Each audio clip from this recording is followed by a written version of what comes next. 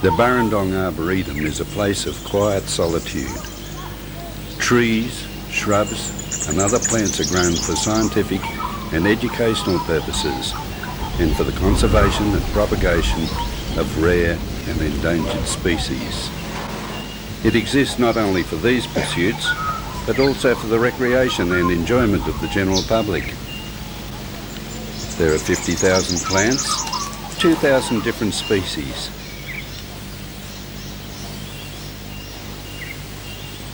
Ghost gums, royal hakeas, bloodwoods, wattles, mint bushes, poverty bushes, she oaks and banksias, giant eucalypts,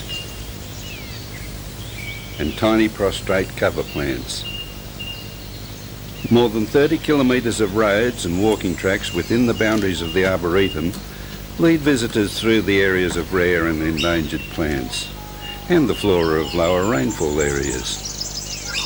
The Burrendong Arboretum was founded just on 30 years ago as the result of the vision of pioneer Wellington conservationist, the late George Altifer. All at once, one of the botanists said, "Oh, stop. What's that plant?" And they said it was one that was collected at Burrendong. The chap said, "That's extinct, that plant." And he said, "Well, it's growing at Burrendong." With the assistance of the Soil Conservation Service, the Department of Lands and encouragement from the Wellington Council, a team of enthusiastic volunteers began work. Over the years, plant material was collected from all over Australia. Seeds were propagated and cuttings were planted out, all as a labour of love. Watering, recording, labelling, display beds were set out, roads and paths were made. A large canopy has been constructed, creating a microclimate, and grows ferns and other shade-loving plants. All this led to development of the Arboretum to what it is today. The Burrendong Arboretum is a unique place, ideally suited to cater for the requirements of the next Tree Fest. Nearby Wellington is conveniently located in the central west of New South Wales, 5 or so hours drive from Sydney. Or a comfortable trip on the XPT.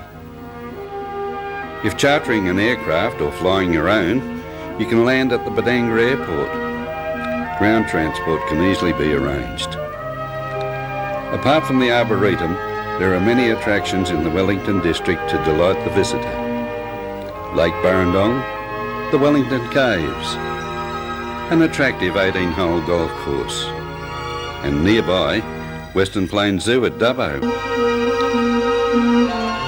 Adjacent to the Arboretum is the Sport and Recreation Centre, from which 4,000 school children visit the Arboretum each year.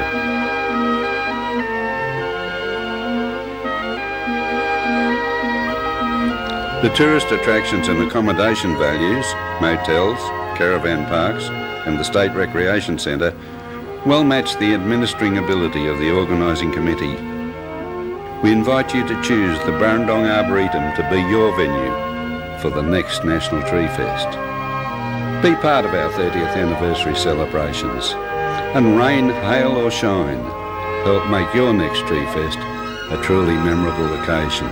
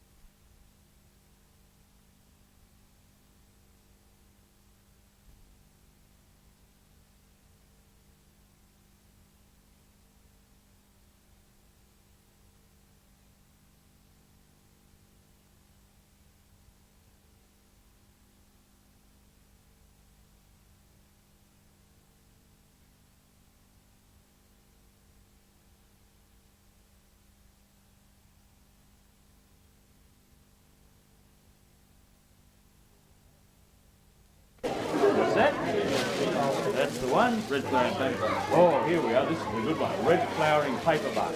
That is. Very good. The red flowering paperbark for you. Good. And that's a kanji. Oh, it's a bottle brush. Just a bottle brush. It's a kanji bottle brush, right? They're very attractive, they are. Kanji bottle brush. There we are, we. And what have we got here? It's a melaleuca. A melaleuca tree. Very nice indeed. There you are. All right. You've got a few left over, have I? Yeah. Okay, let me think. Teachers are. Let me think. Where are we, sir?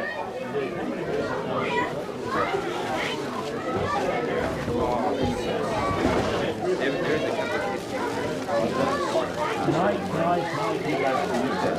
Can I ask you again?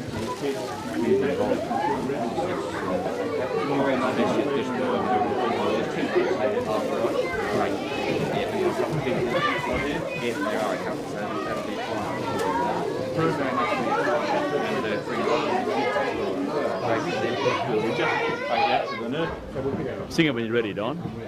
Right. The launch today of the Central Western Total Catchment Management Committee under the chairmanship of Mr Max Hanrahan is one of the most historical moments in addressing land degradation that's probably occurred throughout this region. The committee members come from literally right throughout the region. They comprise 51% of landholders. The remainder of the committee members are made up of environmental groups, local government, community groups and indeed government departments. The whole exercise is about community involvement in being practical within their own area. The committees will have the responsibility for evolving policy, for motivating the community and particularly being involved in community education. We think it's of the absolute prime importance that the community be the motivators for it, and it is the policy of the New South Wales Nick Ryan-Walmurray government that we give the support from behind. We will be there putting in expertise, providing some funding, but basically to ensure that communities get hold of environmental issues and are in charge of their own destiny.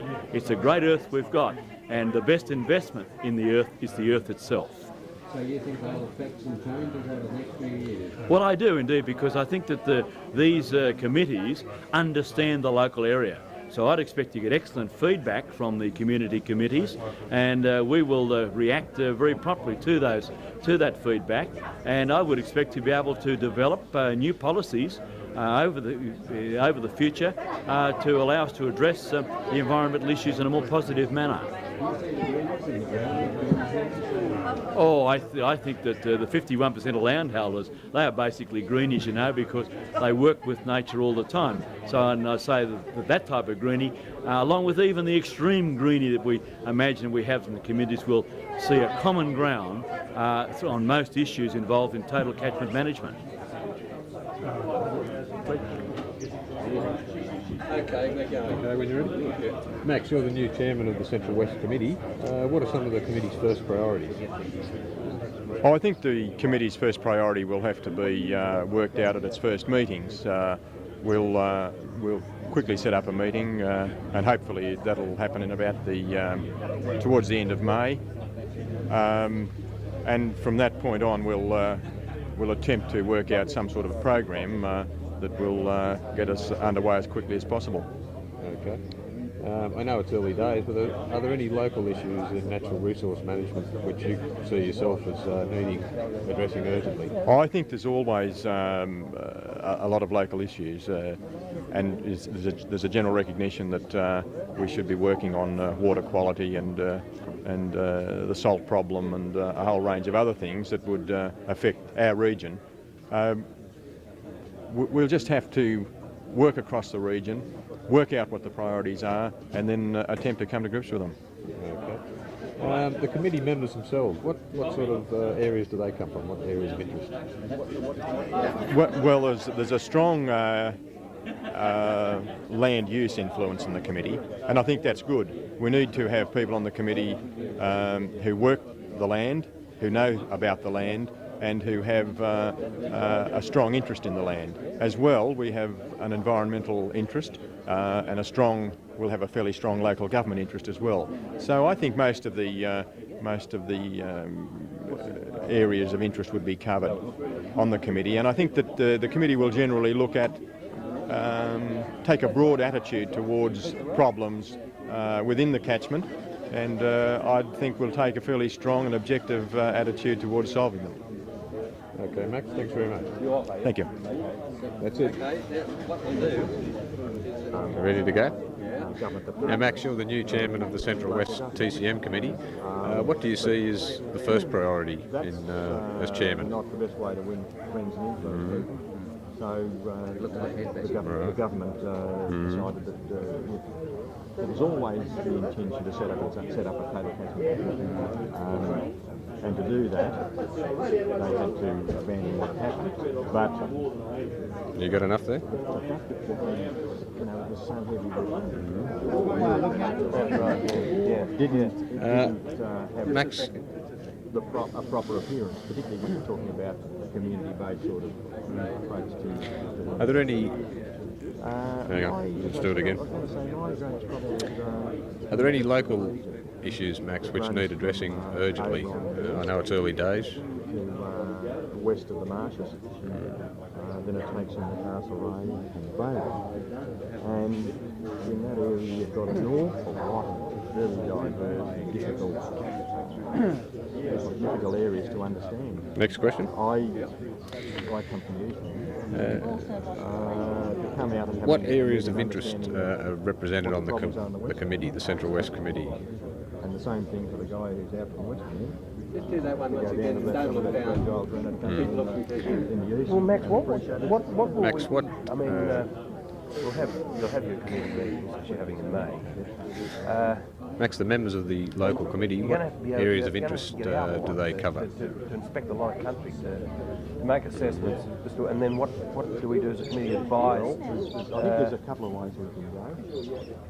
We could say, okay, our total catchment management committee will look at the whole region. That's a monumental task. I don't know if we could do that.